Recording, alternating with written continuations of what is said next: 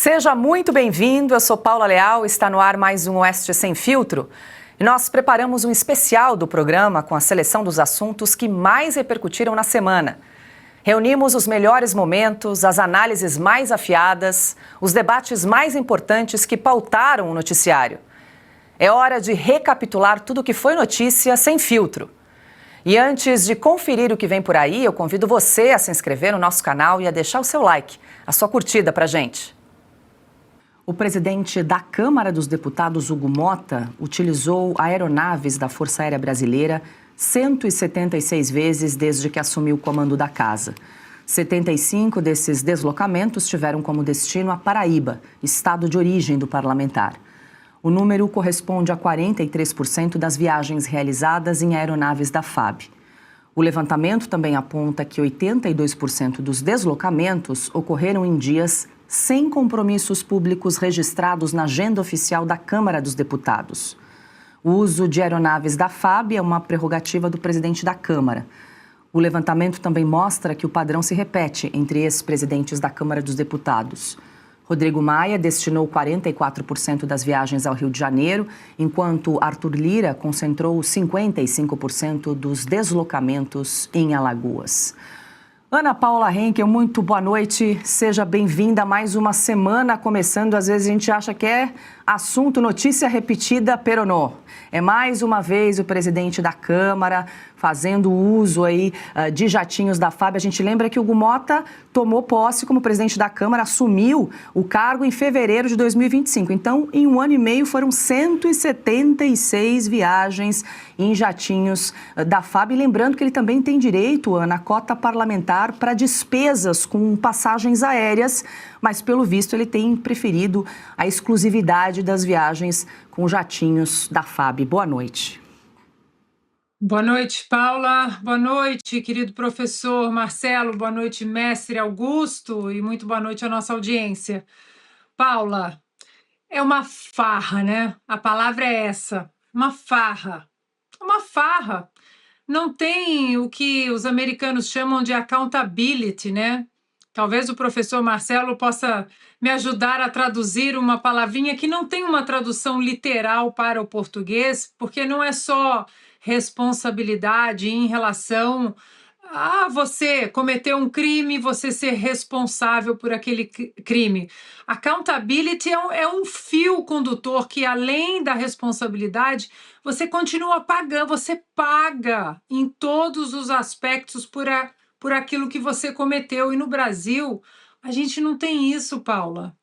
A gente tem hoje, eu acho que talvez o próximo ciclo presidencial, até as eleições, eu vou ser um disco arranhado da gente tentar começar a construir uma reforma política. Insisto para que a nossa audiência dê uma olhada no Plano Brasil do deputado Luiz Felipe de Orleans e Bragança, porque essa accountability ela está lá. É o voto distrital, a gente só coloca dentro do Congresso quem recebeu o voto de fato. Não tem puxadinho de partido. Você tem o recall, ou seja, no meio do mandato, um grupo de eleitores que elegeu o congressista A, B ou C, eles podem se reunir, e dependendo do estado, dependendo da regra, você pode simplesmente encurtar o mandato de quem não respeita o país, o dinheiro do pagador de impostos. E hoje eles operam, Paula, 176 viagens.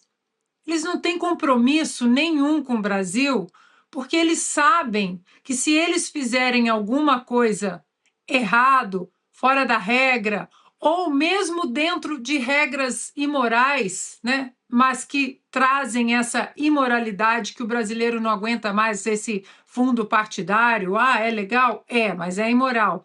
Não tem accountability, eles seguem completamente soltos para realizar 176 viagens em aviões da Força Aérea Brasileira, pagos pelo pagador de impostos, enquanto nós já pagamos um recurso extra para que eles viajem de carreira, de avião normal. Agora, por que não vão?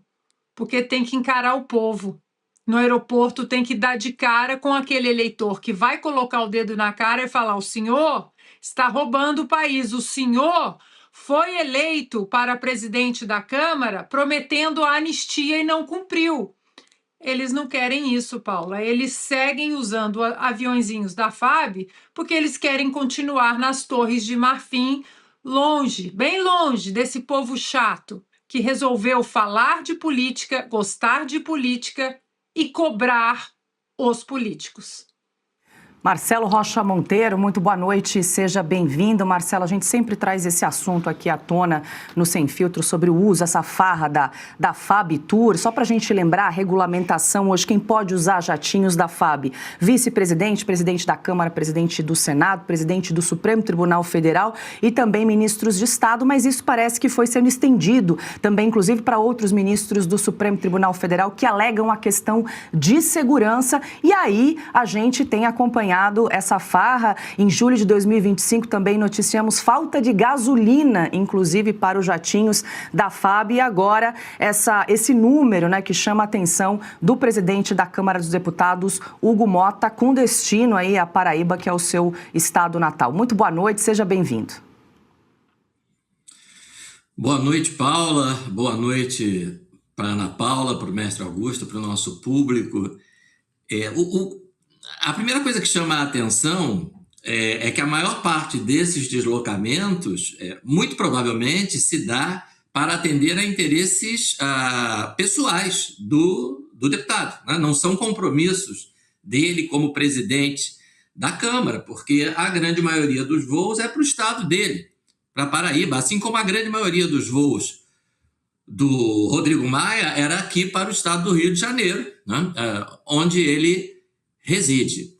Então, o pagador de impostos está arcando com uma fortuna. Eu até queria saber depois se a gente tem esse dado aí, qual é o custo de cada voo desses, né? Quanto é que isso representa de despesa para o pagador de impostos? Eu imagino que seja alguma coisa na casa do 1 milhão, né? Em termos de combustível, etc., pagamento enfim, dos funcionários envolvidos em tudo isso, né?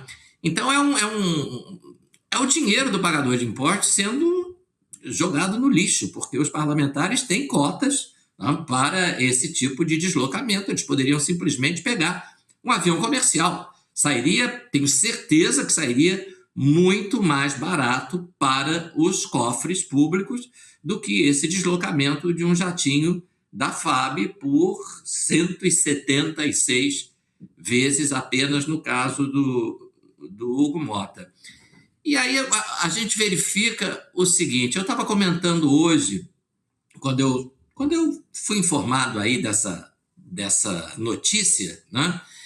Eu estava comentando o seguinte: eu sou professor de universidade pública no ano que vem vai fazer 40 anos, né?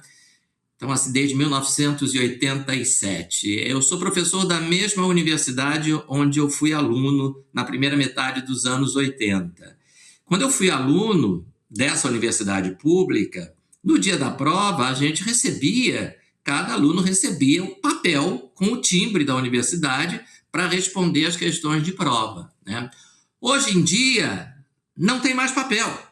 Cada aluno que vai fazer prova, que passe na papelaria antes e compre a sua folha de papel ao maço, porque não tem dinheiro para a universidade comprar papel para o estudante fazer prova. Mas tem dinheiro público para levar o Hugo Motta de jatinho 176 vezes por aí, sendo 75 para a casa dele, que é provavelmente para onde ele foi, né? Então, quer dizer, é um Estado pesadíssimo em termos de impostos, né? O que o brasileiro, a carga tributária do brasileiro é uma coisa absurda. Agora, para que serve esse dinheiro? Não serve para comprar papel para o estudante de universidade pública fazer prova, mas serve para deslocar pelos céus do Brasil parlamentares para que eles possam passar o fim de semana estendido, né? Esse fim de semana normalmente não é só sábado e domingo, nas suas casas. Então, alguma coisa está errada aí. Augusto Nunes, boa noite, seja bem-vindo. Eu também estava procurando, como o Marcelo pontuou, o valor do custo de um voo pela FABTUR, mas aí isso depende muito também da aeronave, do dia, isso varia bastante. Agora, o que a gente pode trazer de concreto que uma auditoria do Tribunal de Contas da União estimou, vamos lá, entre 2020 e 2024, que os voos da FAB para autoridades custaram 285 milhões de reais. E aí os técnicos fizeram, a título de comparação, um levantamento de passagens em aviação comercial. E a economia seria de pelo menos 36 milhões de reais em apenas 7 meses, substituindo a FAB pela aviação comercial, Augusto. É um completo absurdo, né? Absurdo. A existência da FABTUR já é um absurdo. Vamos lembrar a origem disso aí. Boa noite, Paula. Boa noite, Ana, minha parceira querida. Boa noite, Marcelo. Boa noite a você que nos acompanha. Voltando às origens dessa história. Quando Brasília não estava pronta, começou a funcionar o Congresso lá. Brasília não estava completamente construída. E cada deputado tinha direito a 4 passagens por mês para visitar a família e que continuava no estado de origem, nos estados que eles representavam, cujo povo eles teoricamente representavam. Isso aí continua. Brasília está pronta, o pessoal tem direito a apartamento funcional, muita gente mora lá e, no entanto, eles continuam com direito à passagem. A coisa é tão absurda que os deputados que representam Brasília também têm direito à passagem. Como é que eles vão visitar a família de avião se eles moram lá, ali, a alguns metros do Congresso, alguns moram? Então é o Brasil, é o Brasil. Agora, quantas viagens? 176 nesse período é milhagem de comandante de Boeing. Para onde é que ele foi? Com um agravante, eles não viajam sozinhos, eles levam gente. E levam esses deputados, que a Ana lembrou muito bem, têm medo de saguão do aeroporto porque tem gente. Eles não gostam de gente por perto porque o povo se manifesta nos aeroportos. Eu não vejo mais, quando viajo até Brasília, vou para Brasília, eu não vejo mais deputados. No voo de terça-feira, que é aquele que eu cito sempre, né, que o apelido era Esperança do Suplente, porque se caísse aquele avião lá, ia ter vaga para todo mundo. Esse voo não existe mais. Como é que os outros, os homens comuns, porque esse é presidente, né? Esse vai para Paraíba e vai para outros países, já sempre pela FABTUR. Como é que esses caras estão chegando a Brasília se eles não usam mais avião? Não sei. Eu acho que tudo cai na conta da FABTUR, ou seja, é dinheiro que sai do nosso bolso. Exatamente, Augusto. E aqui também a informação que a gente recebe é que 80% dos deslocamentos de Hugo Motta não foram para compromissos oficiais da agenda como presidente da Câmara dos Deputados, né? Foram para, como disse, bem lembrou Marcelo, para atender interesses pessoais. Sim, ele não pode perder também festa junina, né? Essa é fundamental. Claro, claro, todas. E tem uma outra coisa também, posso só acrescentar? A gente paga apartamento funcional. Então, para que a gente paga apartamento funcional se estão sempre voltando? Ou seja, eles têm tudo às custas do nosso dinheiro. Aqui nos Estados Unidos, eu já vi gente perguntando como é nos Estados Unidos, não existem apartamentos funcionais.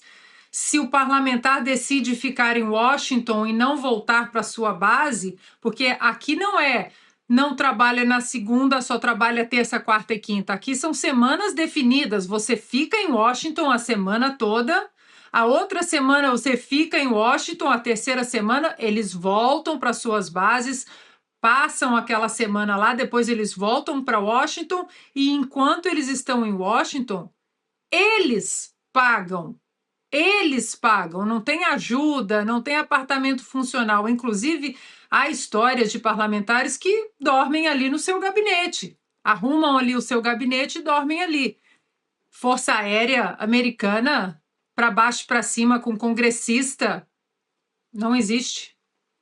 E Ana, só para lembrar como é que acontece aqui no Brasil, em Brasília, né, os parlamentares federais, eles têm duas formas de custear essas despesas aéreas. Uma cota mensal de até 8 bilhetes que são emitidos pela própria casa, exatamente, além do cotão lá, que é aquela cota para o exercício da atividade parlamentar, e aí varia entre 36 mil e 51 mil reais, a depender do estado de origem do parlamentar. Isso é Brasil. Por isso que com custa. o detalhe é que a semana deles tem 3 dias, 2,5.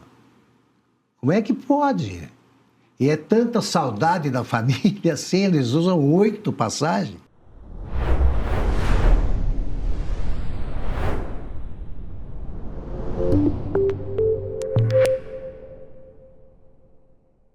Agora eu quero falar com você sobre Red Silver, as panelas que não precisa de óleo e traz a facilidade para a saúde e para a sua casa. Você sabia que aquele pouquinho de óleo de todos os dias na comida, a médio e longo prazo, pode sim provocar ganho de peso, pressão alta e até doenças do coração? Mas com Red Silver você cozinha sem óleo e nada gruda. Dá uma olhadinha nas imagens. As panelas Red Silver são a solução para o seu dia a dia, porque fazem todo tipo de comida de uma forma mais saudável e sem usar nenhum tipo de óleo. Revestida com material antiaderente, ultra resistente que não gruda, promove um deslizar dos alimentos e não solta resíduos. São sofisticadas, leves, fortes e possuem um design elegante. A combinação perfeita para a sua cozinha. Acho que deu para você entender a qualidade da Red Silver, né? Então aproveite, porque hoje tem desconto especial de até 64%. Vou te contar todos os detalhes, mas antes eu quero te dizer que as nossas panelas têm alta tecnologia e vai em todos os tipos de fogões. No fogão a gás, para reter mais calor, te ajuda inclusive a economizar. Aí detalhe, se você quiser pode até colocar na máquina de lavar louça, viu? E a Red Silver é a única empresa no Brasil que ainda te oferece 30 dias de garantia. Você recebe, experimenta, não gostou? 100% do seu dinheiro de volta.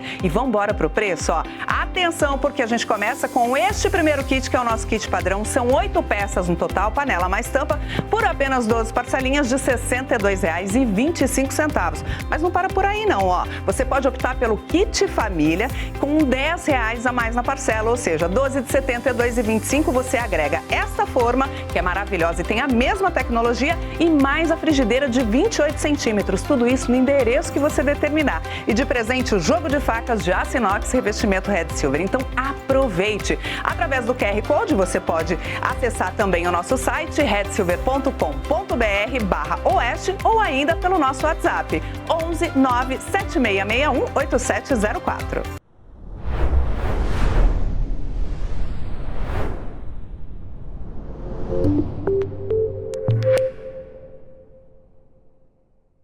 O Ministério das Relações Exteriores informou à Câmara dos Deputados que há risco de os Estados Unidos utilizarem força militar em território brasileiro depois da classificação do PCC e do Comando Vermelho como organizações terroristas pelo governo do presidente Donald Trump. A resposta foi assinada pelo chanceler Mauro Vieira. O documento sugere ainda que a decisão americana pode permitir a aplicação de sanções contra brasileiros, empresas e instituições brasileiras, inclusive em casos sem ligação direta com grupos terroristas. O ministro também afirmou que a medida pode gerar impactos financeiros, migratórios e penais, além de representar riscos à soberania nacional. O governo brasileiro informou que não recebeu comunicação oficial dos Estados Unidos sobre a classificação e manteve o posicionamento contrário à medida, Ana. E claro, a gente lembra que em julho desse ano o Departamento de Estado dos Estados Unidos trouxe essa classificação do PCC e do Comando Vermelho como organizações terroristas, e já na semana passada nós tivemos as primeiras sanções aí a brasileiros e a também empresas com ligação com o PCC. Agora, essa é uma informação que chega agora em pouco, Ana, do Ministério das Relações Exteriores. Qual é o objetivo aí desse tipo de informação de que há um risco de os Estados Unidos utilizarem força militar em território brasileiro, Ana? Para mim é muito claro, Paula. O objetivo é tentar tocar o terror nesse sentido. Bom, por que soltaram essa nota hoje? Quem está nos Estados Unidos hoje, na ação pública defendendo alguns interesses do Brasil. O senador Flávio Bolsonaro, que é o candidato da direita que está à frente nas pesquisas e que provavelmente irá ao segundo turno com o atual presidente Lula. Então, para mim, é muito claro o objetivo dessa nota hoje, para que as pessoas façam uma falsa ligação de que, bem, se o senador Flávio está lá e essa nota sai, então, peraí, então o Flávio seria uma ameaça à soberania brasileira? Para mim é muito claro, Paula. Eles querem tocar o terror no eleitorado brasileiro. Eles querem falar com aqueles que não entendem o conceito maior de geopolítica, o que está acontecendo na seção 301, as investigações, a própria designação do PCC e do CV, do Comando Vermelho, como grupos terroristas, que isso é uma construção de muito tempo, pelo menos uma década. Muitas pessoas não sabem que o Lula foi convidado a fazer parte desse grupo contra o narcoterrorismo na América Latina. O Brasil foi convidado a fazer parte do Escudo das Américas e não está Brasil, não está Colômbia, agora talvez Colômbia entre, e não está o México. 17 países estão lá lutando contra o narcoterrorismo na América Latina. Aliás, nas Américas. E o Brasil decidiu não entrar. Ou seja, mais uma vez, assim como as tarifas, Paula, o Lula teve todas as chances para sinalizar para os brasileiros que ele estava nessa luta contra o narcoterrorismo nas Américas. E a gente sabe muito bem, mais do que qualquer outra pessoa nas Américas, na América Latina, talvez eu diria, porque Lula e essa turma toda dele, Mauro Vieira, Celso Amorim, porque eles lutaram, inclusive, contra a designação do PCC e do Comando Vermelho como grupos terroristas, porque o Lula faz parte do Foro de São Paulo. O Lula faz parte exatamente desse escurinho do cinema onde o dinheiro do PCC faz parte. O dinheiro do PCC alimenta muitas artérias políticas. O Lula faz parte disso. Agora, para finalizar, Paula, é tão falsa essa narrativa de atentado, risco sobre a soberania nacional, porque os americanos fizeram o que fizeram por causa de riscos contra a soberania nacional, mas não a do Brasil, riscos sobre a soberania nacional americana. O PCC está dentro dos Estados Unidos, alimentando artérias perigosíssimas que lá no final elas desembocam em eleições. Portanto, Paula, o Itamaraty soltar essa nota hoje é uma nota absolutamente política, de interesse eleitoreiro, para querer tirar ou prejudicar o que Flávio Bolsonaro pode estar fazendo nos Estados Unidos e colocar essa etiqueta de que, olha lá, a direita não quer proteger a soberania do Brasil, o que, na verdade, é o oposto. Diga, Augusto. A soberania nacional ela já foi ameaçada e continua cada vez mais ameaçada pelo PCC, pelas organizações terroristas. É evidente que o PCC, quem é que não sabe, controla muito mais que as cadeias. Controla fatias do território brasileiro e impõe a própria lei. Controla os morros do Rio, por exemplo. O PCC que é o perigo, não os Estados Unidos. Agora, o Lula nunca combateu esse tipo de organização narcoterrorista. As Farc colombianas, no governo anterior, no segundo governo do Lula, as Farc tinham um embaixador em Brasília, que era um ex-sacerdote da Igreja Católica, uma coisa dessas. Então, o povo brasileiro tem de se preocupar e se preocupa com as organizações do tipo do PCC, do Comando Vermelho. Essas já estão ameaçando a soberania nacional há muito tempo. E o Lula finge que ainda está lidando com o imperialismo yankee.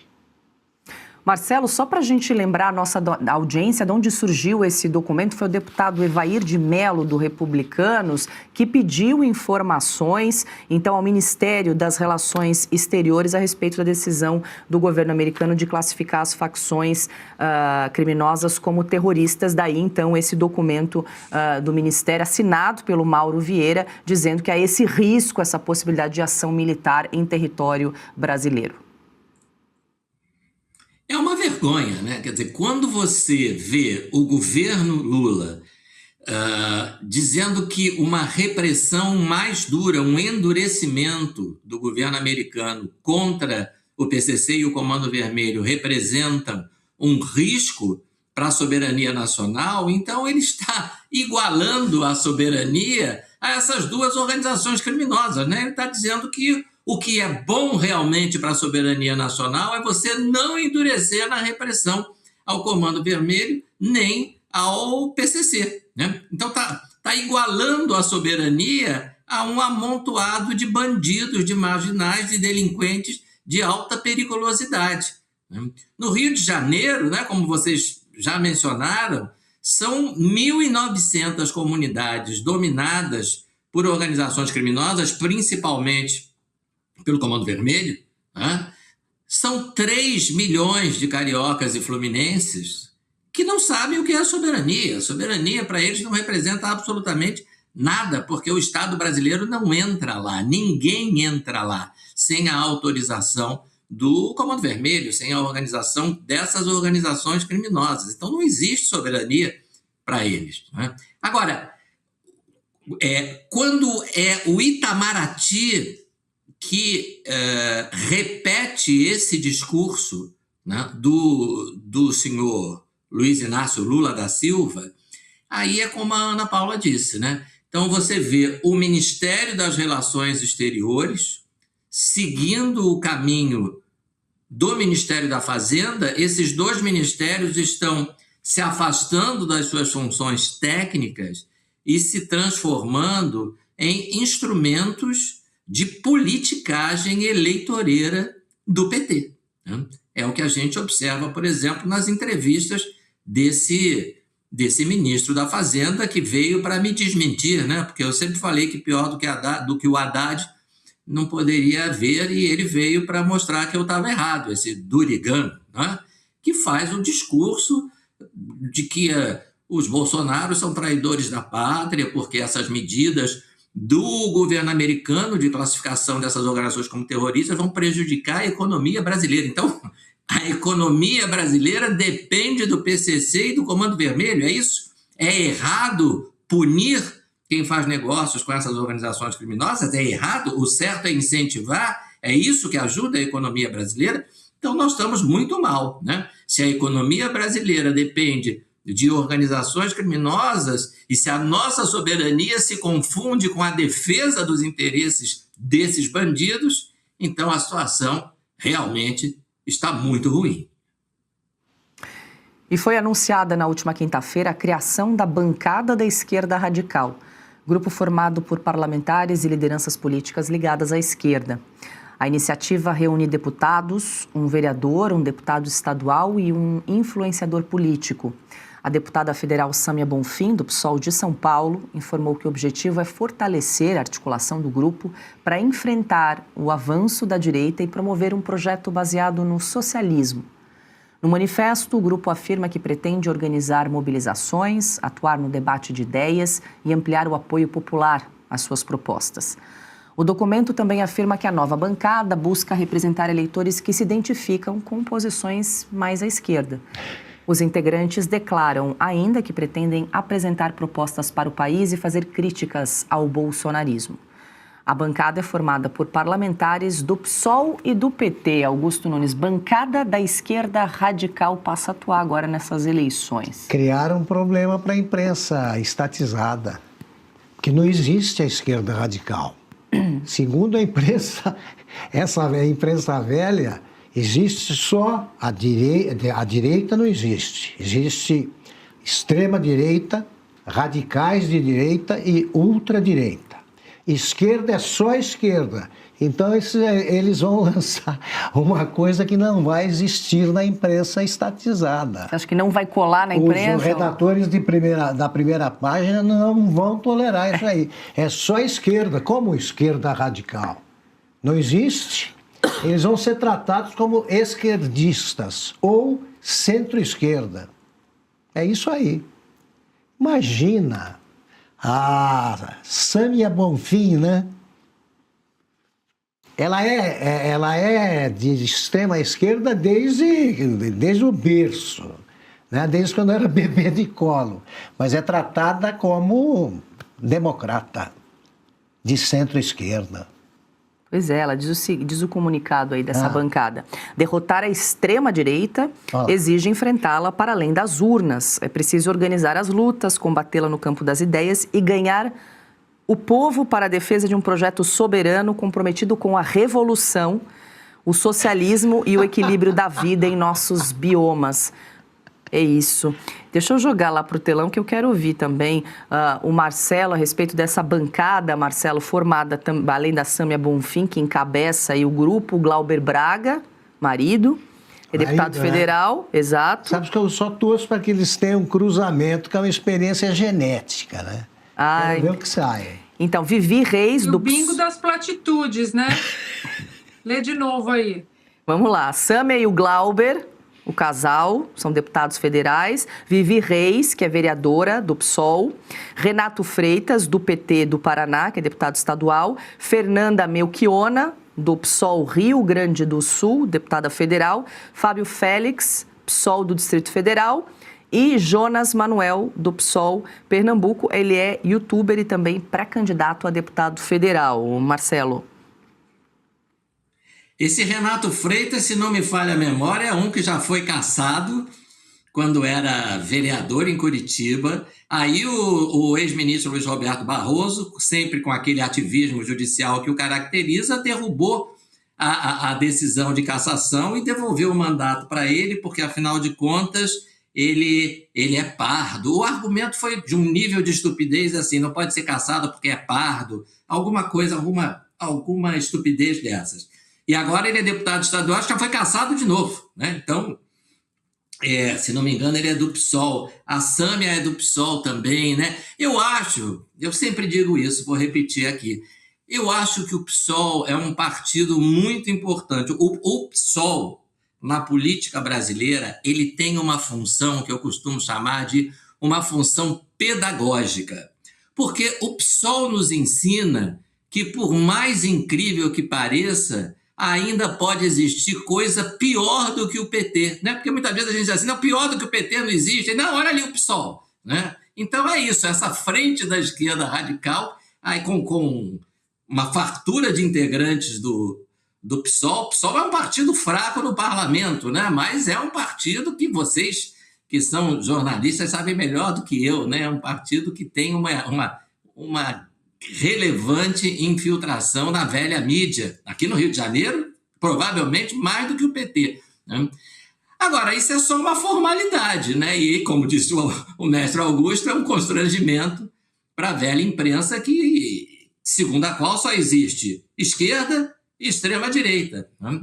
Outro dia, no portal do UOL, vinha uma matéria, eu até dei um print, não sei onde é, depois eu vou procurar, analisando as eleições na América Latina, que temos visto sucessivas vitórias da direita, e dizendo assim, ultradireita, extrema-direita e direita radical.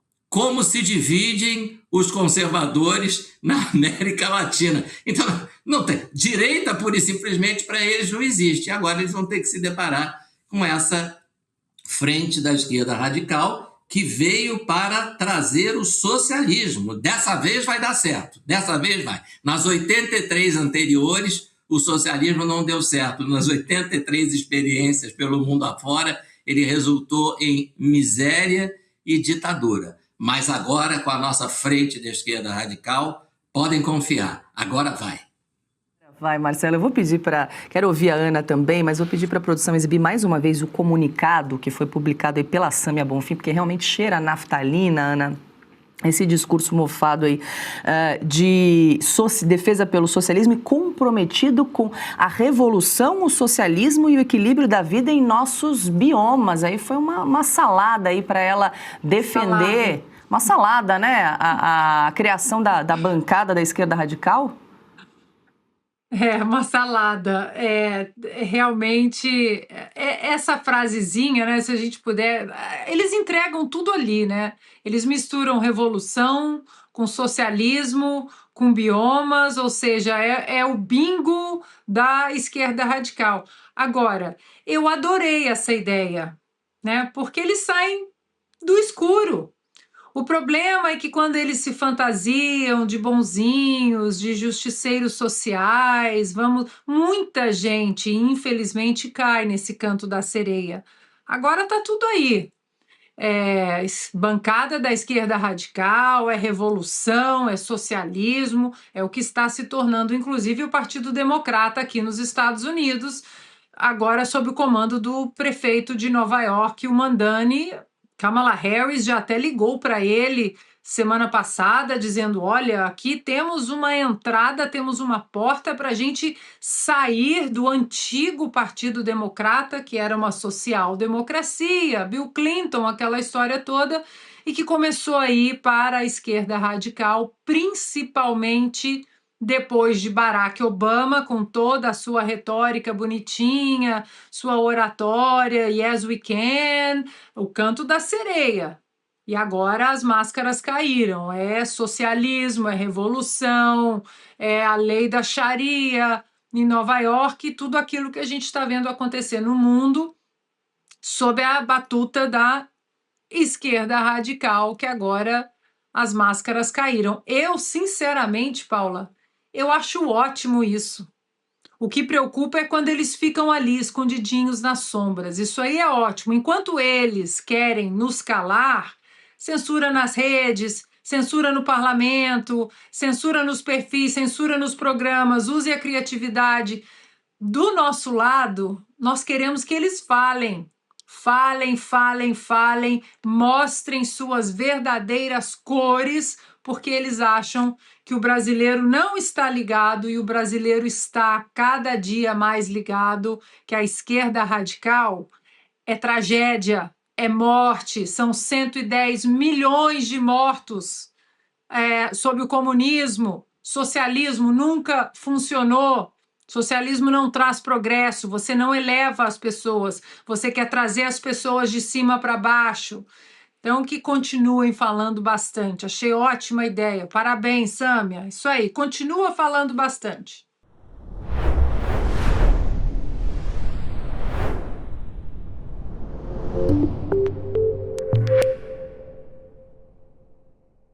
Agora eu quero falar com você sobre Red Silver, as panelas que não precisa de óleo e traz a facilidade para a saúde e para a sua casa. Você sabia que aquele pouquinho de óleo de todos os dias na comida, a médio e longo prazo, pode sim provocar ganho de peso, pressão alta e até doenças do coração?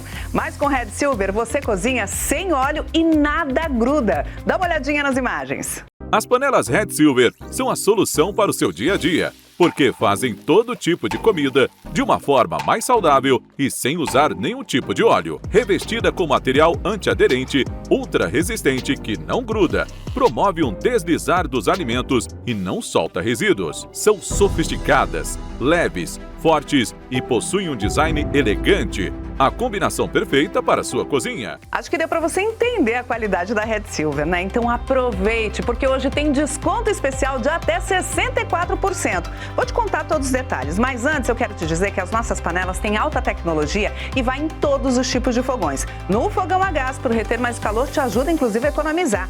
E detalhe, se você quiser, pode até colocar na máquina de lavar louça, viu? E a Red Silver é a única empresa no Brasil que ainda te oferece 30 dias de garantia. Você recebe, experimenta, não gostou? 100% do seu dinheiro de volta. E vamos embora pro preço, ó. Atenção, porque a gente começa com este primeiro kit, que é o nosso kit padrão. São 8 peças no total, panela mais tampa, por apenas 12 parcelinhas de R$ 62,25. Mas não para por aí não, ó. Você pode optar pelo kit família com R$10 a mais na parcela, ou seja, 12 de R$ 72,25 você agrega esta forma, que é maravilhosa e tem a mesma tecnologia, e mais a frigideira de 28 centímetros. Tudo isso no endereço que você determinar. E de presente o jogo de facas de aço inox revestimento Red Silver. Então aproveite. Através do QR Code você pode acessar também o nosso site redsilver.com.br/oeste ou ainda pelo nosso WhatsApp 11 97661 8704.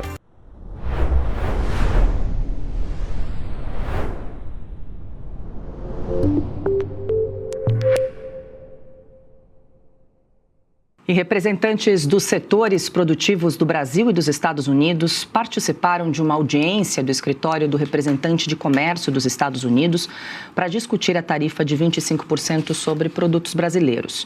O governo do presidente Lula não participou das discussões e enviou apenas observadores.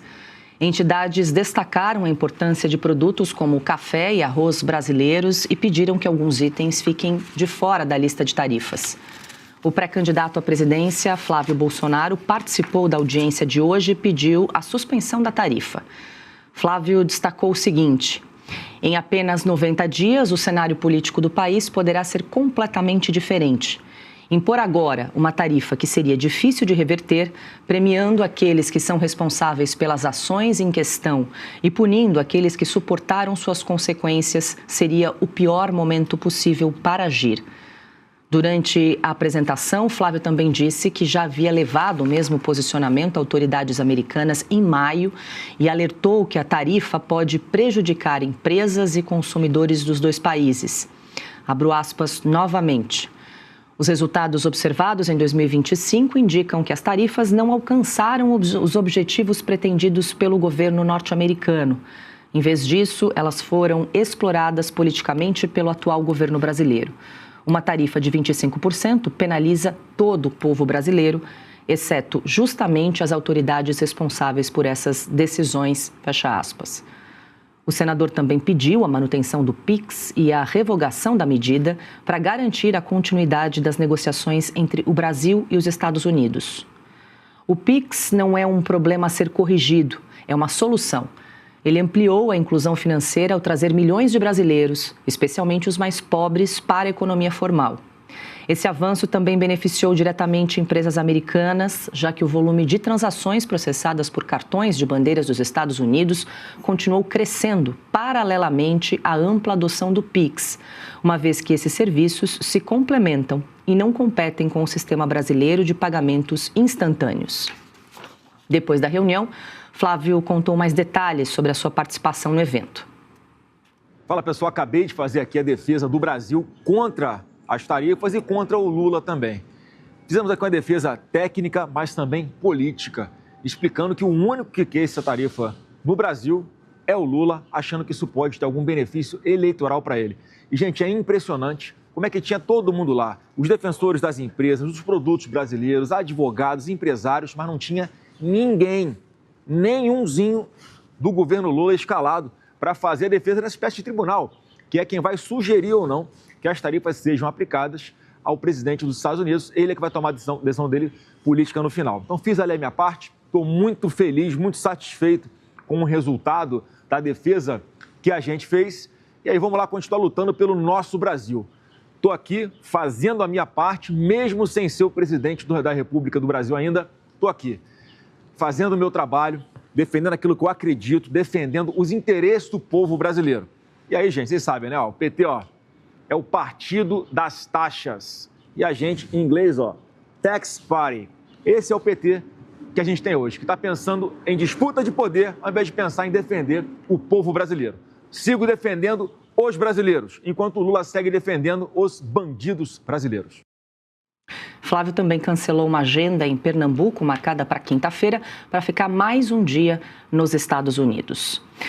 Ana Paula Henkel, muito boa noite, seja bem-vinda. A gente tem acompanhado aí com lupa essas audiências públicas em Washington para discussão das tarifas. Ontem foi o primeiro dia desses debates. A gente lembra que foi um encontro que reuniu aí 42 palestrantes e representantes também de 8 departamentos do governo americano. Hoje, mais um dia de debates, agora com a participação do senador Flávio Bolsonaro. A gente tem dito que o objetivo dessas audiências é apresentar argumentos aí ao governo americano para impedir a imposição de tarifas a certos produtos brasileiros que hoje já estão taxados em 10% e pode chegar a 37,5%, Ana. Eu queria te ouvir, você já acompanhou esse expediente em relação a outros países que também tiveram aí essa possibilidade de aumento de tarifas? Houve essa audiência pública, chegou a surtir algum efeito ou isso meio que já está decidido o que o escritório de comércio vai fazer em relação à questão comercial do Brasil? Ana, boa noite. Boa noite, Paula, querida Ludmila, mestre Augusto, boa noite à nossa audiência.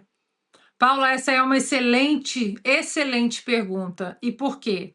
Porque quando nós falamos desse tarifaço do Donald Trump, porque o mundo inteiro, se a gente, se voltarmos ali em julho de 2025, o Donald Trump, ele disse que ele colocaria tarifas em muitos setores e para muitos países. Eu falei ontem, comentei ontem aqui, no De Leste a Oeste, a gente debate com maior profundidade sobre isso, inclusive mostramos vídeos do Donald Trump de 30 anos atrás, de 20 anos atrás, exatamente colocando o dedo nessa ferida do déficit tarifário entre Brasil e alguns países, não apenas o Brasil. O que aconteceu? Naquela planilha de tarifas do Donald Trump, aquilo caiu por causa de uma ação na Suprema Corte. Então, ele começou a tratar com cada país. O Brasil entrou na seção 301, que o Brasil já estava sendo investigado através da seção 301 há muito tempo. Há uma série de coisas, não apenas o déficit tarifário em relação aos produtos que nós trocamos com os Estados Unidos, mas também aquilo tudo que a gente fala aqui, do Combo Brasil, que é o trabalho análogo, que é a censura nas redes sociais, impostos extras em cima das plataformas digitais americanas, ou seja, o PIX também, a 25 de março em São Paulo, uma série, agricultura, a China tomando conta de parte da agricultura no Brasil, ou seja, a seção 301 é uma investigação mais aprofundada. Então, a gente tem que separar isso, Paula, porque essas sessões elas acontecem quando há um produto de uma investigação como houve da seção 301. Os outros países, o Japão, por exemplo, o Japão veio para os Estados Unidos, a comissão para discutir as tarifas, e eles não tinham agenda com Donald Trump, mas eles ficaram num hotel ali do lado da Casa Branca e avisaram, quando o senhor tiver uma brechinha, nós estamos aqui para negociar as tarifas. E 2 dias depois isso aconteceu. E foi assim com vários países, Paula. Como você disse, a gente precisa ver quais os produtos que serão tarifados dentro dessa seção 301 também, dentro do relatório que foi colocado diante do governo americano. O relatório dessa audiência será colocado também. E o Donald Trump, dia 15 de julho, ele decide se vai aplicar as tarifas de forma integral, se ele não vai aplicar, se ele vai esperar, como o Flávio Bolsonaro, o senador, pediu. O que eu sinto, Paula, e que pelas conversas que eu tenho aqui, é que há uma outra preocupação dos americanos também, não só apenas com a eleição presidencial, mas a eleição do nosso Congresso, já que nos últimos 4 anos os americanos acompanham algumas tentativas de parte do atual governo, parte do Centrão, de tentar emplacar leis anti-americanas. Nós tivemos agora uma tentativa nas leis sobre terras raras, sobre minerais críticos. Então, os americanos, realmente eu não sei, Paula. Muita gente pergunta, mas 15 de julho, qual a sua opinião? Eu realmente não sei. Donald Trump, a gente sabe que da cabeça dele, ele pode simplesmente assinar e dizer está valendo as tarifas, como ele pode falar não está valendo nada, vou esperar agosto, como ele pode falar não está valendo nada, vamos esperar outubro. Enfim, Donald Trump tem a sua própria cabeça. Agora, nós precisamos também, eu agora dando uma opinião como brasileira para os americanos, mostrar o cenário da nova composição do Congresso, as expectativas, se a direita realmente vai conseguir fazer uma bancada importante no Congresso, porque os americanos estão preocupados com isso também. Os americanos já testemunharam o que foi o governo do presidente Jair Bolsonaro, que foi um governo muito propositivo e de alianças muito importantes com os americanos, mas um governo que também ficou amarrado com interferências, principalmente do judiciário, sem o legislativo acionar os freios e contrapesos para que isso parasse de acontecer. Então, pelo que eu tenho conversado aqui, Paula, os americanos também estão muito preocupados com a composição do Congresso, porque a gente sabe que um Congresso de esquerda eles vão remar contra o grande Satã, imperialismo, Yankee, etc., aquilo tudo que a gente sempre fala aqui. Pois é, então além do componente econômico, tem também esse ingrediente político que está na mesa do governo americano para analisar a possibilidade de imposição de tarifas a produtos brasileiros. Ludmila Lins Grilo, muito boa noite, seja bem-vinda. Deixa eu trazer, Ludmila, aqui alguns nomes que também participaram da audiência na manhã de hoje em Washington, além do senador Flávio Bolsonaro, que já trouxemos o posicionamento, mas também Celso Figueiredo, do Sindicato da Indústria do Ferro do Estado de Minas Gerais, Giancarlo Almeida, da Associação Brasileira da Indústria de Madeira, também Wagner Parente, da ABIMAC, Associação Brasileira da Indústria de Máquinas e Equipamentos. Todos, então, se inscreveram para realizar suas argumentações, apresentar suas defesas ao governo dos Estados Unidos, mas a gente reforça sempre que a decisão final caberá ao presidente americano Donald Trump lá no dia 15 de julho. Boa noite.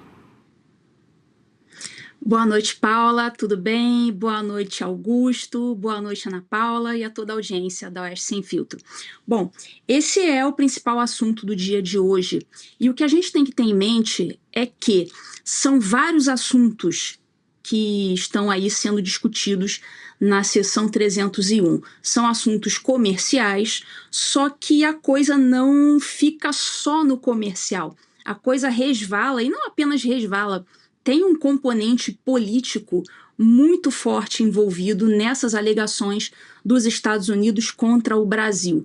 Lembrando que a seção 301 é a investigação contra o Brasil, em que os Estados Unidos alegam que o Brasil pratica atos desleais, atos comerciais desleais contra os Estados Unidos. Só que se a gente pega aquela primeira manifestação do Escritório de Comércio americano, a gente vai ver lá que tem as alegações sobre o etanol, o desmatamento, o comércio com a Índia, com o México, tem várias questões comerciais envolvidas, o PIX, que é a maior polêmica.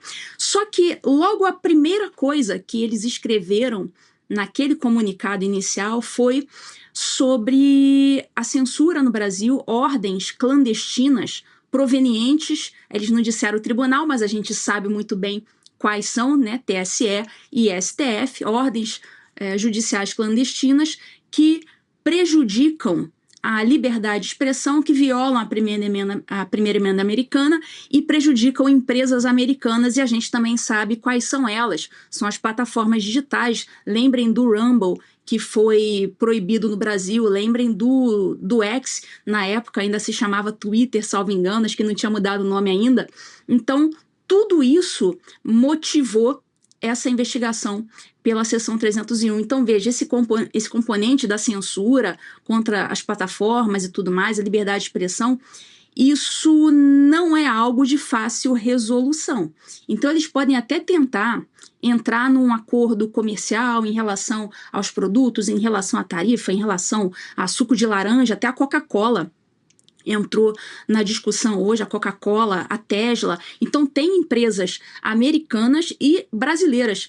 Ambos os lados estão pedindo para que o Trump não aplique essas tarifas. Então, a gente tem empresas de toda parte, empresas americanas, inclusive, que atuam no Brasil, e empresas do Brasil que vice-versa, que atuam nos Estados Unidos. Tem a Tesla, tem a Coca-Cola, da parte do Brasil tem associações ligadas ao café, ao arroz, tem a empresa Balduco, foi um dos nomes que me chamou a atenção, empresa Balduco, tem um monte de empresa envolvida e pedindo para que essas tarifas não sejam aplicadas.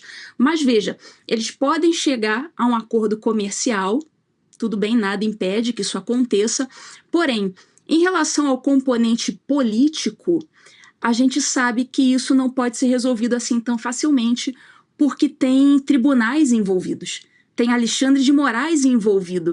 Como que você vai fazer um acordo contando com o que o Alexandre de Moraes vai fazer?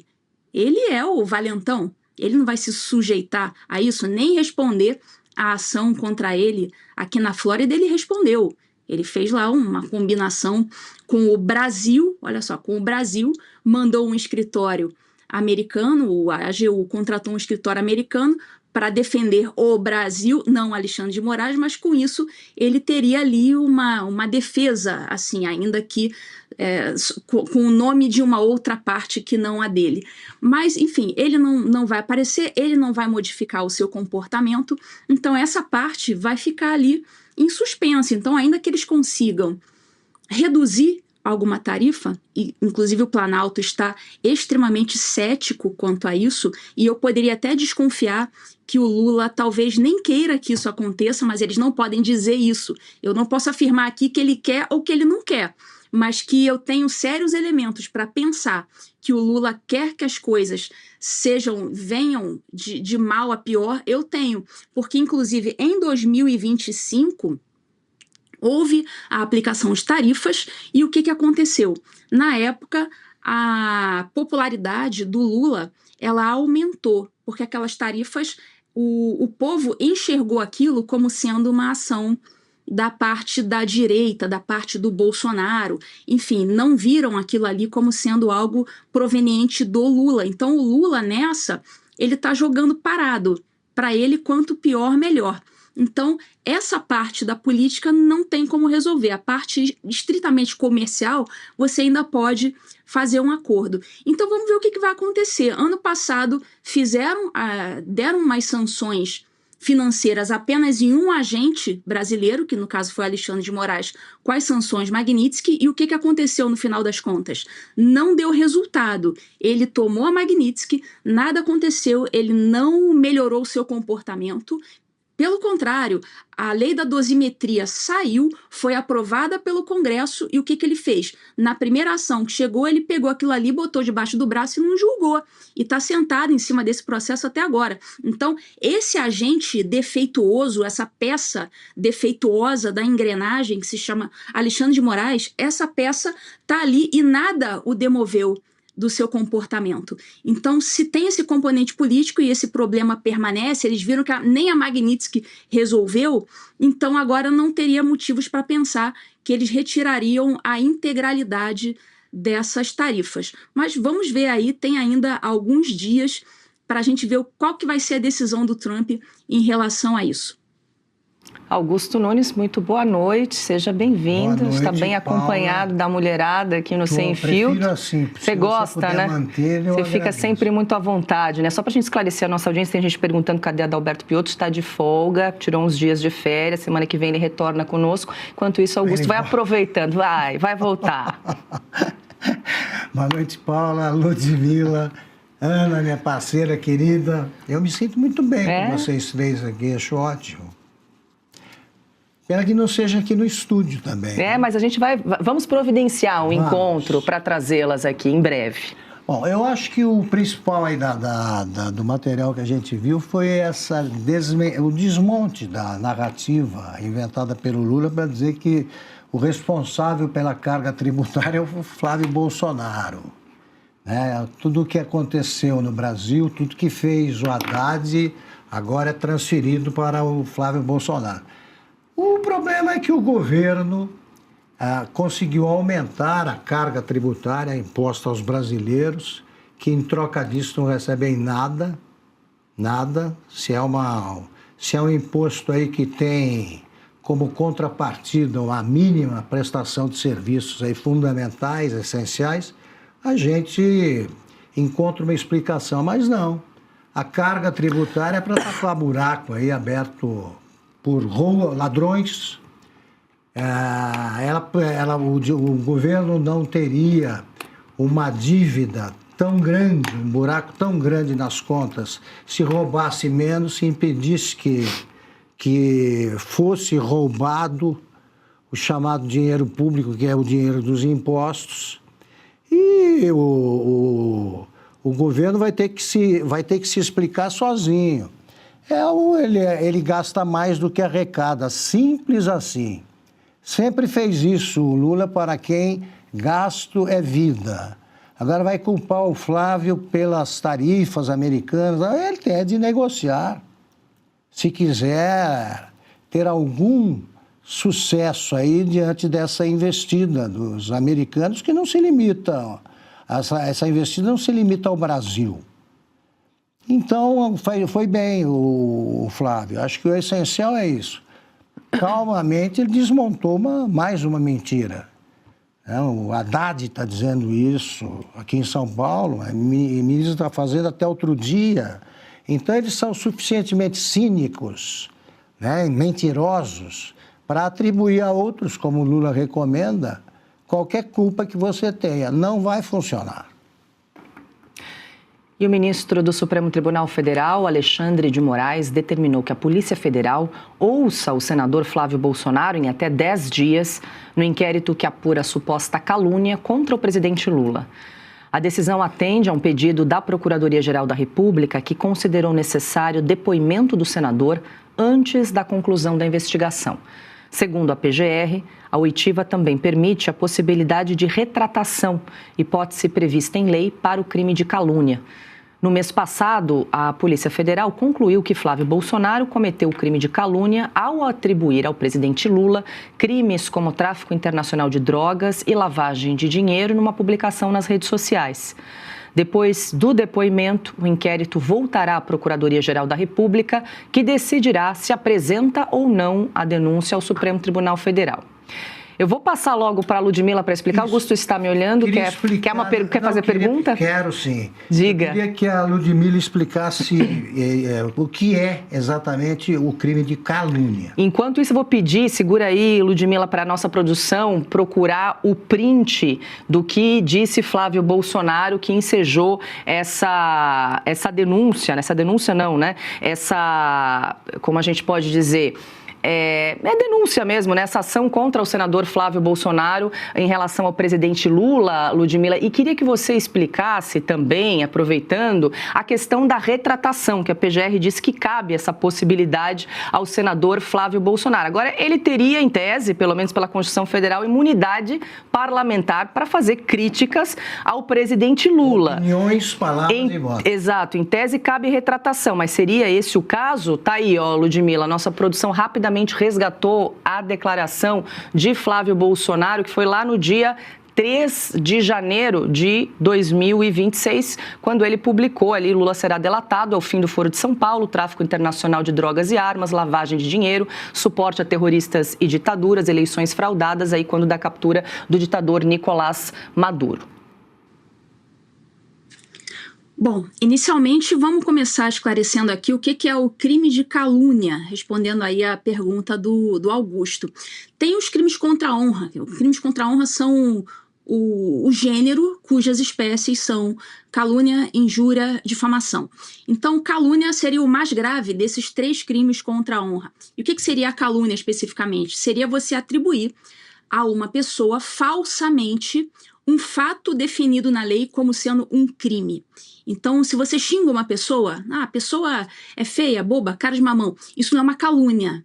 Isso pode ser uma injúria, enfim, mas não é uma calúnia porque você não está dizendo que ela praticou um crime.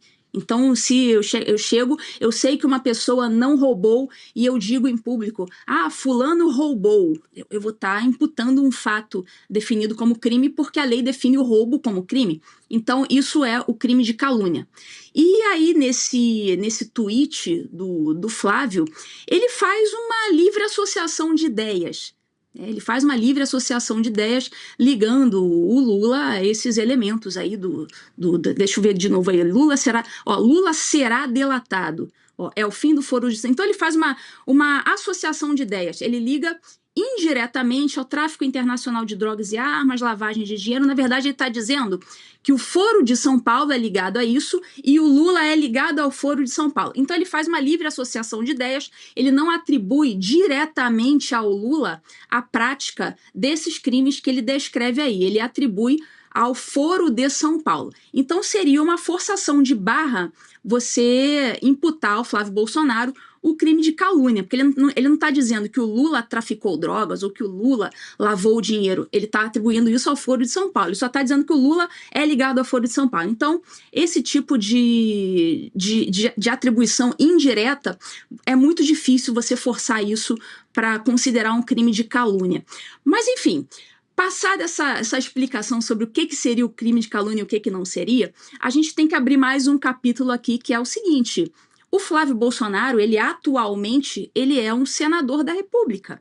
E senadores, assim como os deputados, os parlamentares em geral, eles têm uma coisa chamada, ou tinham, né? Pelo menos até 2021, havia uma coisa chamada imunidade material dos parlamentares, está lá na Constituição, não está nem em nenhuma lei ordinária, não, está na Constituição mesmo. E o que diz ali o artigo 53? Fala que os parlamentares são invioláveis pelas suas opiniões, palavras e votos, enfim. Isso aí, o STF suspendeu essa parte da Constituição, suspensão informal, que eu estou sendo irônica. Ele suspendeu informalmente quando do julgamento do Daniel Silveira, quando eles prenderam o Daniel Silveira em 2021, por quê? Por palavras. E a Constituição usa essa expressão, palavras, opiniões, palavras e votos. E o que o Daniel Silveira fez? Palavras.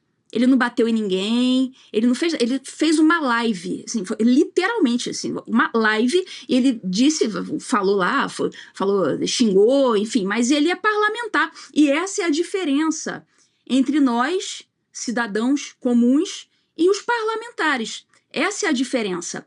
Se a gente xingar uma pessoa, né, fizer uma ameaça, falar alguma coisa, a gente pode sofrer uma persecução por crime contra a honra. Um parlamentar não, porque ele é livre para falar o que ele quiser, inclusive praticar atos que, para nós, poderiam ser enquadrados como crime contra a honra. Se assim não fosse, pensa bem, se assim não fosse, qual seria a diferença entre o cidadão comum e o parlamentar em matéria de imunidade? Essa é a diferença. O parlamentar ele pode falar realmente o que ele quiser, ele pode xingar, inclusive. Só que isso acabou, claro, arbitrariamente, em 2021, com o episódio do Daniel Silveira. E de lá para cá foi ladeira abaixo. A gente teve o Nicolas aí respondendo naquele episódio da peruca, toda hora parlamentar respondendo por palavras, por opiniões, ou até xingamento. O parlamentar, pode parecer estranho, mas o parlamentar, ele é a única pessoa que pode xingar no Brasil sem poder responder por isso. Isso é imunidade material. Você pode até questionar, mas isso é errado. Você tem um efeito ruim, que é fazer com que injustiças aconteçam, um xingue o outro, ameaça, enfim. Só que o efeito benéfico que se colhe disso é uma maior liberdade na atividade parlamentar. Então, tem esse efeito colateral, sim, que alguns parlamentares vão abusar desse direito, claro, mas o efeito benéfico, na minha opinião, ele supera os malefícios. Então, por isso que a gente tem que pesar, fazer a ponderação.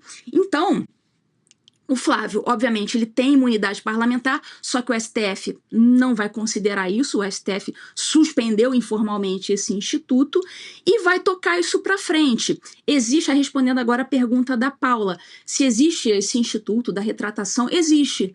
Isso está também no Código Penal, existe a retratação, ele pode se retratar e o processo acabar por aí não acontecer nada. Agora, eu desconfio muito de qualquer processo criminal que venha a ser lançado contra o Flávio Bolsonaro em pleno período eleitoral.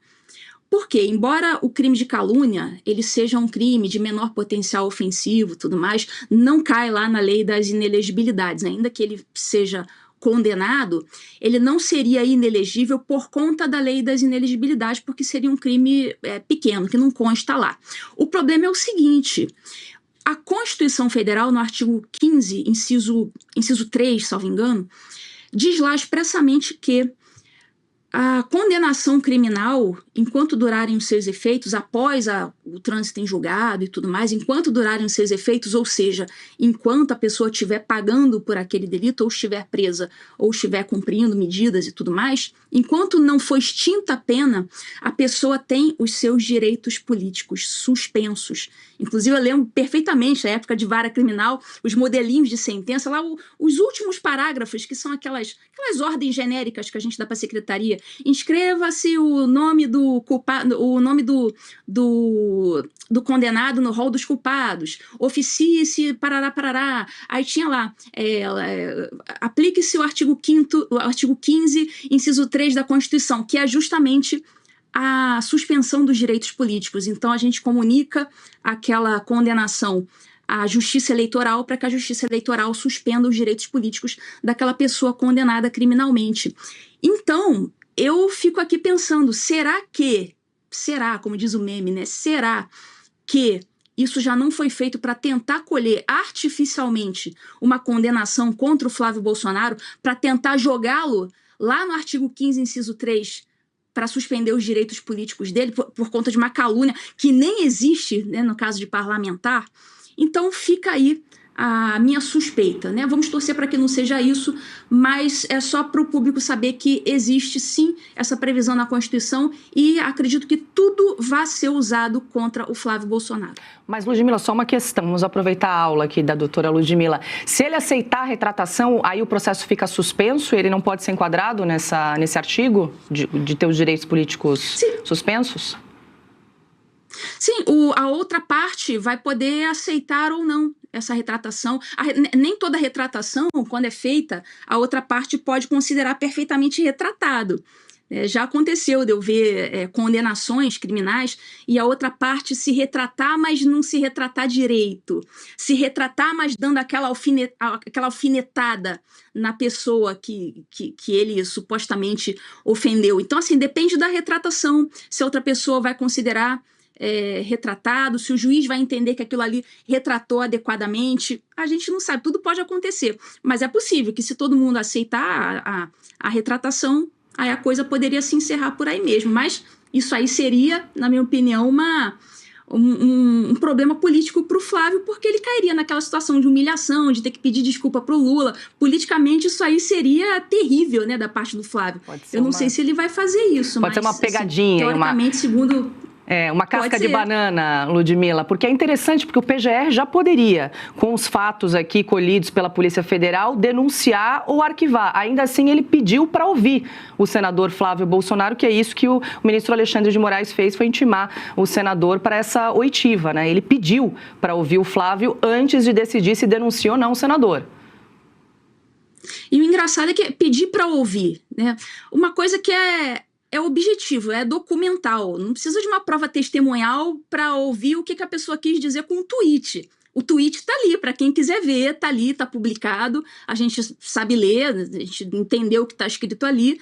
É simplesmente comparar aquele tweet com o que está escrito na lei. Se o Gonê entender que aquilo ali fere alguma coisa, ele denuncia. Se entender que não fere, não denuncia. Então é só esse fato de chamar para ouvir sobre uma coisa que ele não precisa de forma alguma falar nada, porque ele já escreveu, né, o que ele quer dizer, ele já disse, e disse no tweet. Então ele não precisa ser ouvido para ele dizer o que ele já disse no tweet. Então tudo isso eu interpreto como é tudo uma tentativa de desgastar, de prejudicar eleitoralmente. Assim, é um comportamento vergonhoso por parte do judiciário e por parte também da PGR, que a PGR nunca poderia ter se deixado instrumentalizar para fazer esse tipo de operação, para agredir os demais politicamente, utilizando-se do sistema judicial e da legislação brasileira. Então, é um papelão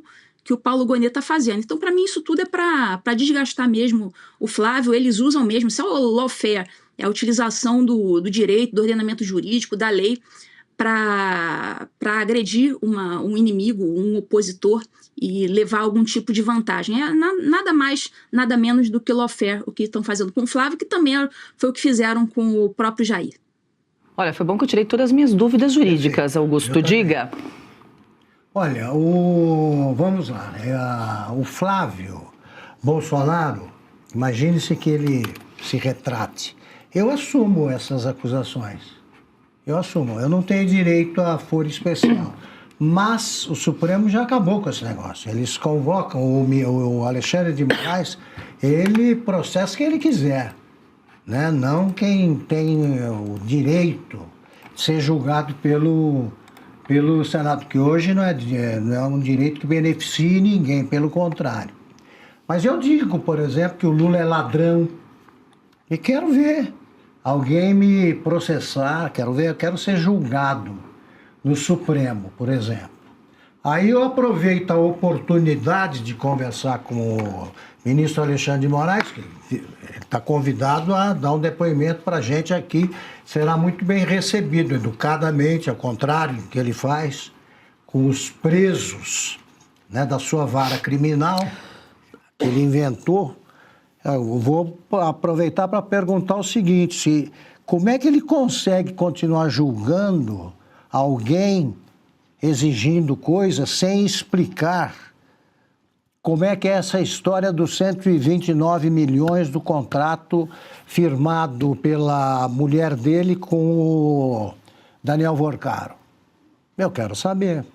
É possível alguém suspeitíssimo de envolvimento, né, com esse escândalo do Master, essa roubalheira do Master, é possível alguém continuar sendo juiz do Supremo? Aproveito para fazer essas perguntas para ele. Dou 48 horas, como ele costuma fazer. Responda. Ou mande a mulher responder.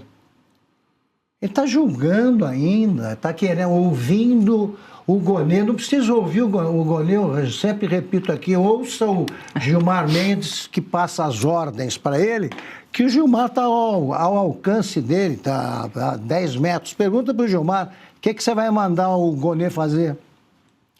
O Gonet ele é empregado, antes ele era sócio naquela faculdade, aquele instituto lá de Direito de Brasília, que eu mal conheço. Eu quero saber o que ele é. Ele agora é vassalo do Gilmar Mendes. Pode isso acontecer? O Gilmar arrumou emprego para ele. Era sócio, rebaixou a capacho. E é ouvido nisso aí, mas não ouvem o procurador quando eles vão instaurar o inquérito do fim do mundo. Quer dizer, não existe mais a Procuradoria-Geral da República. Todos os direitos conquistados pelos promotores, pelos procuradores, foram esmagados aí pelo desempenho desse chefe que é covarde. Ele é um figurante de quinta categoria nessa ópera do malandro que está sendo adaptada aí pelos canastrões do Supremo e da Procuradoria. Então é o seguinte, eu me recuso a julgar o Flávio Bolsonaro com base no que disse a Ludmilla e com base na ordem da fila. A fila tem que obedecer a algum critério. O critério é de antiguidade.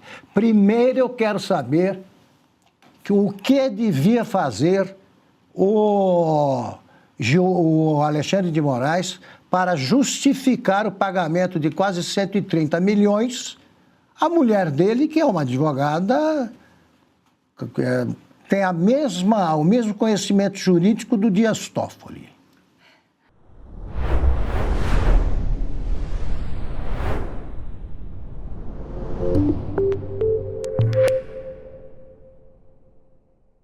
Agora eu quero falar com você sobre Red Silver, as panelas que não precisa de óleo e traz a facilidade para a saúde e para a sua casa. Você sabia que aquele pouquinho de óleo de todos os dias na comida, a médio e longo prazo, pode sim provocar ganho de peso, pressão alta e até doenças do coração? Mas com Red Silver você cozinha sem óleo e nada gruda. Dá uma olhadinha nas imagens.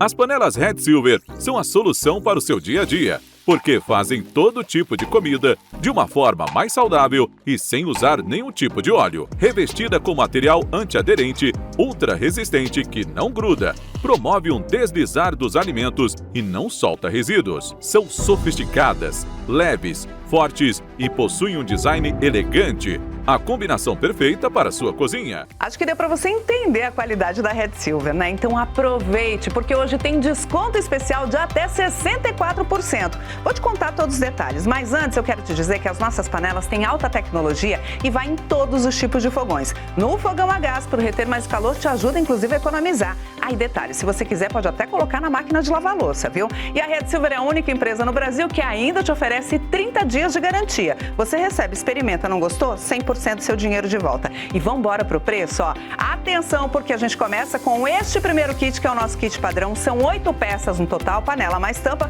por apenas 12 parcelinhas de R$ 62,25. Mas não para por aí não, ó. Você pode optar pelo kit família com R$ 10 a mais na parcela, ou seja, 12 de R$ 72,25 você agrega esta forma, que é maravilhosa e tem a mesma tecnologia, e mais a frigideira de 28 centímetros. Tudo isso no endereço que você determinar. E de presente o jogo de facas de aço inox revestimento Red Silver. Então aproveite! Através do QR Code você pode acessar também o nosso site redsilver.com.br/oeste ou ainda pelo nosso WhatsApp 11 97661 8704.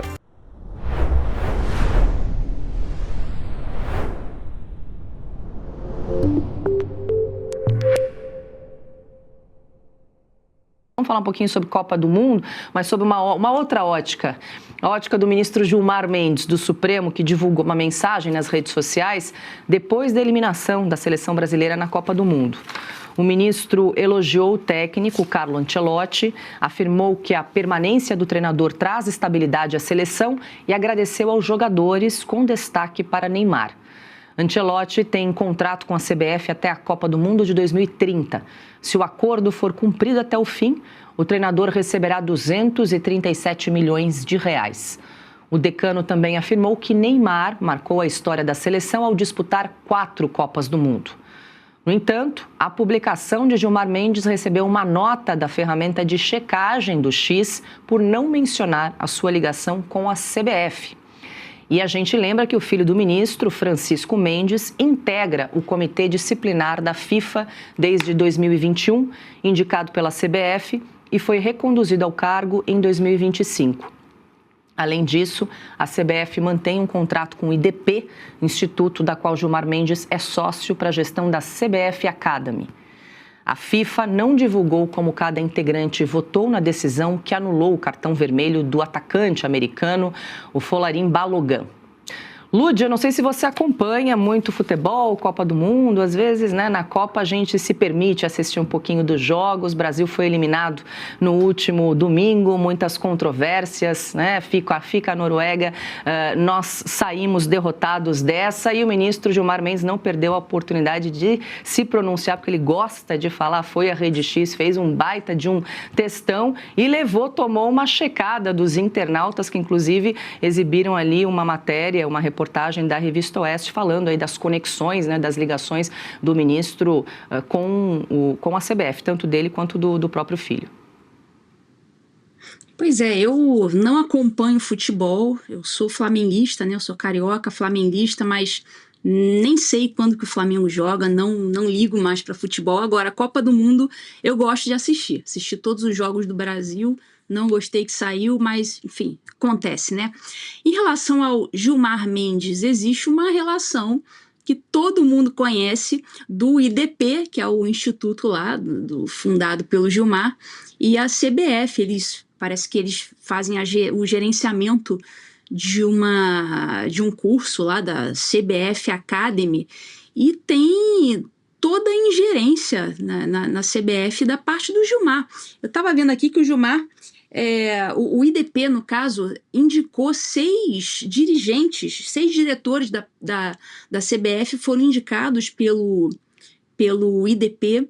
O Ronaldo Fenômeno, quando ele tentou, na época, ele tentou ser presidente da CBF, ele queria anunciar a presidência dele e ele foi buscar apoio para que ele pudesse se candidatar. E para quem que ele foi lá lançar o beijamão? Então, para ele mesmo, para o Gilmar Mendes.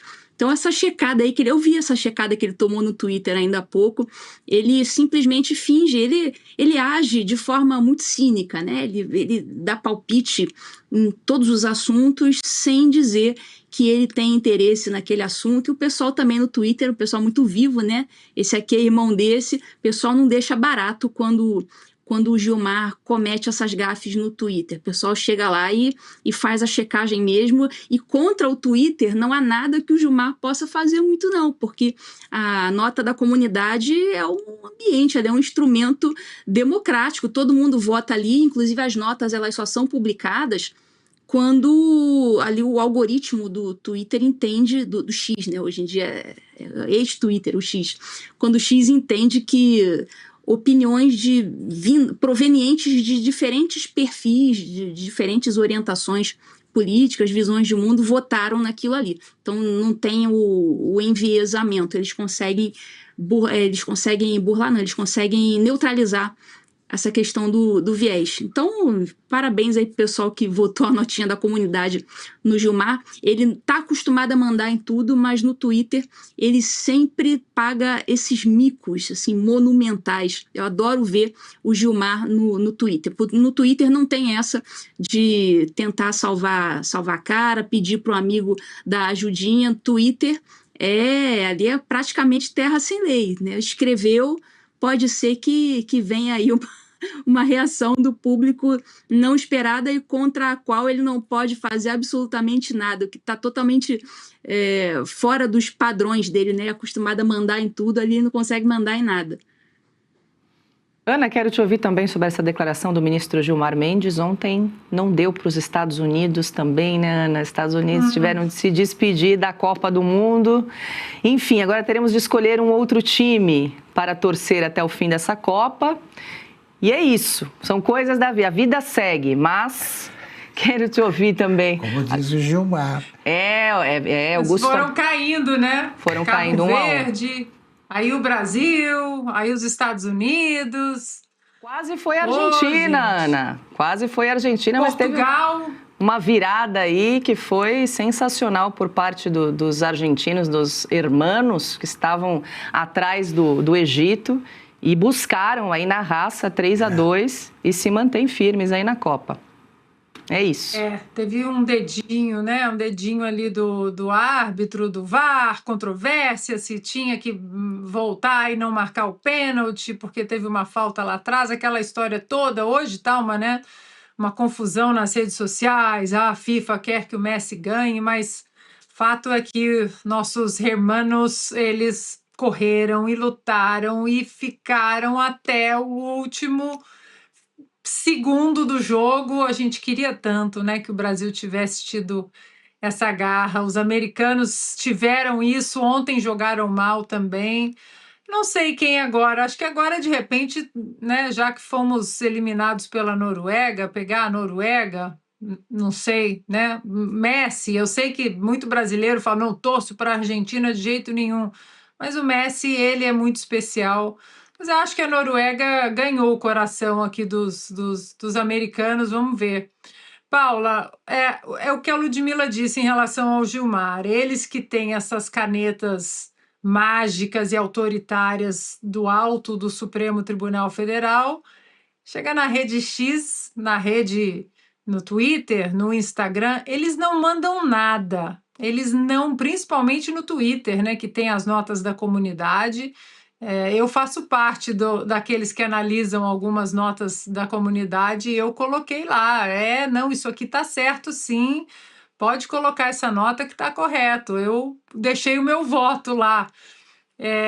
Então, Paula, é por isso que eles têm essa obsessão com o X, com redes sociais, porque as redes sociais arrancam as máscaras e colocam a verdade na cara deles, né? E essa edição especial de Oeste Sem Filtro fica por aqui. Lembre-se de fazer a sua inscrição no canal da Revista Oeste, de ativar as notificações e deixar o seu like. Muito obrigada pela sua companhia e até a próxima.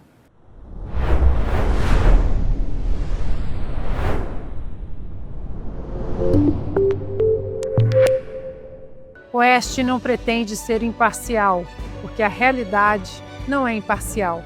Tem um lado, e é deste lado que estaremos.